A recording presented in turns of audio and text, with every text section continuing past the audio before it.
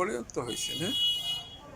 হ্যাঁ, শুধু সব এইটাই জায়গায়, সব এমনি জায়গায়। কোনো শরীরে কিছু নাই, এমনি শুধু খালি এই হাতে।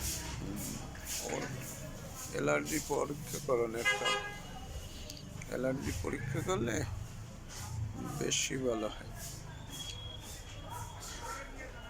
দেখি ওই হাতে কেমন হয়েছে, ওই হাতটা দেখো। দেখা যায়, হাতের চেয়ে মোবাইলে স্পষ্ট দেখা যায়।